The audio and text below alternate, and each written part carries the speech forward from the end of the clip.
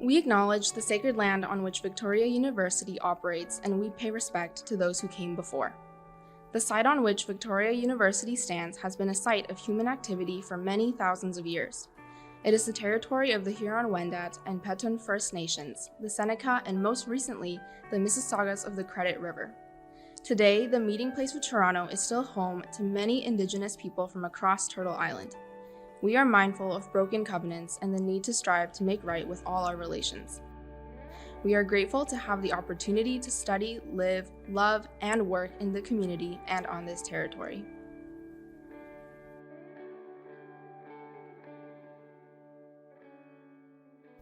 Welcome.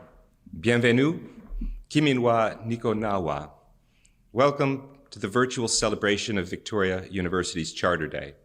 My name is William Robbins, and it's my pleasure to serve as the president of Victoria University. It's also my privilege to congratulate the students whom we honor at today's ceremony for their exceptional academic accomplishments. The time and effort that you have put into cultivating your intellectual curiosity inspires admiration and pride among all of us. Charter Day marks the granting to Victoria University of a royal charter from King William IV in 1836, 185 years ago. It was the first charter ever given by the British government to an educational institution that was not part of the established church. The charter was signed on Wednesday, October 12th, and so Charter Day has been held on a Wednesday close to the 12th of October every year since. Charter Day is also our opportunity to acknowledge and congratulate our Victoria College scholarship winners. Welcome to the students whose accomplishments we are celebrating today. And welcome to the friends and family members who have supported these impressive students throughout their academic journeys. Victoria College introduced its first scholarships in 1851. At that time, a severe economic and agricultural crisis had made it difficult for families in Ontario, especially farming families around Cobourg, where Victoria College was then located, to afford the cost of tuition.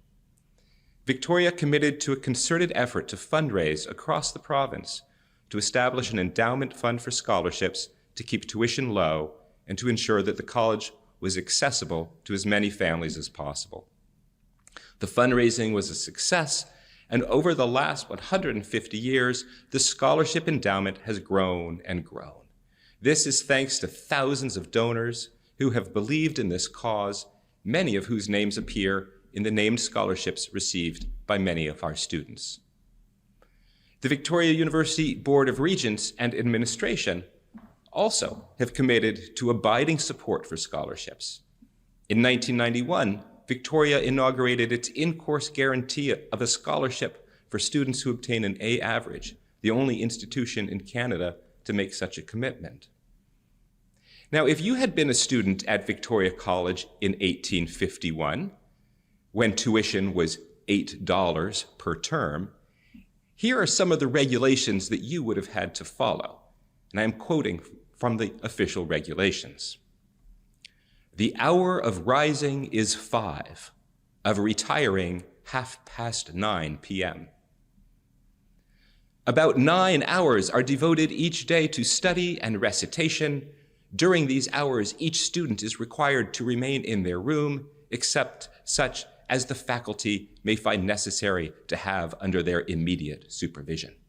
Students are expressly prohibited frequenting any tavern or grocery where intoxicating liquors are sold, lounging about any store or public place, or remaining in them longer than their business requires. Students are strictly prohibited from intruding upon the lands or property of the inhabitants or meddling with their fruit without permission.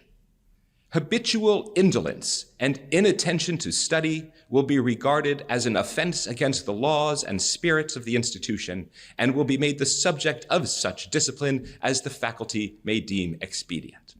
Well, you remarkable students, now living through another difficult period in our collective history, are to be commended for successfully avoiding habitual indolence and inattention to study, or at least for avoiding too much of it. and of course, for not meddling with anyone's fruit without permission. Now, let me express my deep gratitude for the work that you have already accomplished and our pride in your continued efforts. Thank you for strengthening Vic's commitment to academic excellence, intellectual curiosity, and community building. Thank you from the bottom of my heart. Thank you. Merci. Miigwech. I would now like to introduce Victoria University's Chancellor, Nick Saul, to offer his remarks. As Chancellor of Victoria University, I am honored to welcome you all to today's virtual Charter Day convocation ceremony. As you've heard from President Robbins, traditions like these speak to the importance of our history as a university and provide the opportunity to celebrate milestones like the appointment of new leaders, the conferral of honorary degrees, and the achievements of our talented Vic students. Shortly, we'll be honoring Blake Goldring with a Doctor of Humane Letters, honoris causa. I would like to take this opportunity to offer my personal congratulations to Blake on this special occasion. Since his graduation from Vic in the 1980s, Blake has been a true champion of Vic, supporting the university with his outstanding volunteerism and with his philanthropy. For all the students virtually present with us today, we hope that each of you will, like Blake Goldring, continue to play an active role in the life of Victoria University long after you graduate. Students, my warm congratulations to each of you on receiving a scholarship this year. As a Vic grad myself, I can tell you that the Vic community is a wonderful, inclusive place to learn. May your time at Vic be both motivating and rewarding. We know that over and above the financial impact of Vic's awards program, scholarships provide a huge endorsement for the hard work our outstanding students put into their studies. As President Robbins noted, over its history, many of Victoria's alumni and friends have established named awards at Vic. For all Vic's donors in this virtual audience, I thank you. On behalf of the university, for understanding the importance of supporting post-secondary education. I would like to now introduce Chancellor Emerita Dr. Wendy Cecil to confer the honorary degree. Mr. Chancellor, Blake Goldring has long been a fine citizen of Victoria University. He graduated from Vic in 1981, but he's also an outstanding citizen of Canada, of the business and arts community, and of the Canadian military.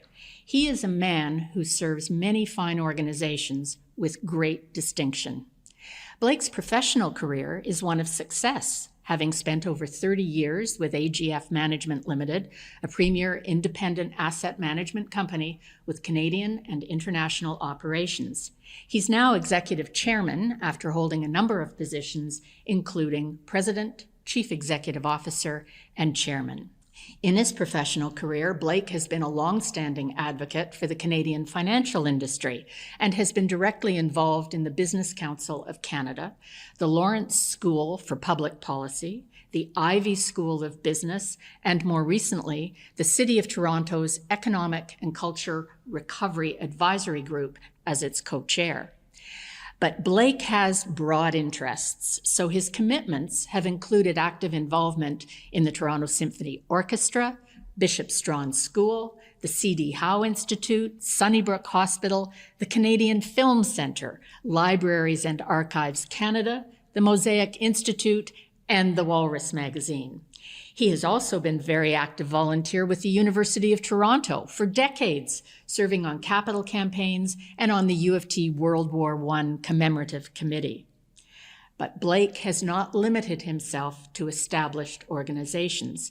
In fact, he is the founder of Canada Company, Many Ways to Serve, a charitable organization which connects the business community and other community leaders with members of Canada's military.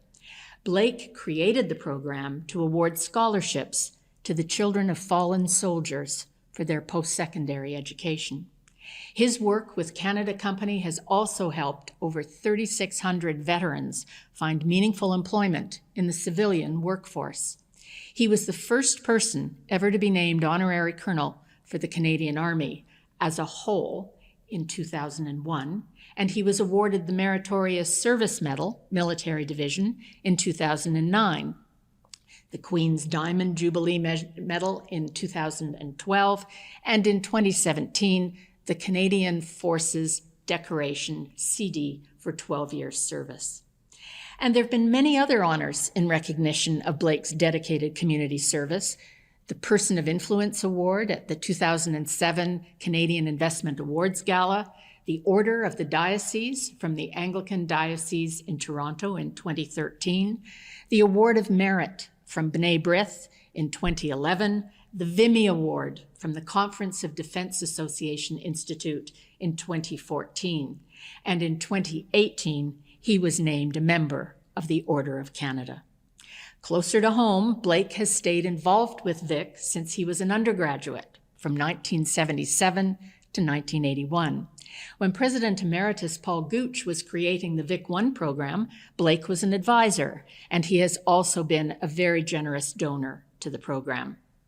When the dream of a special place for commuter students was taking shape, Blake and his sister Judy Goldring gave the lead gift to make the Goldring Student Center a reality, and in so doing, improved the lives of Vic students beyond description.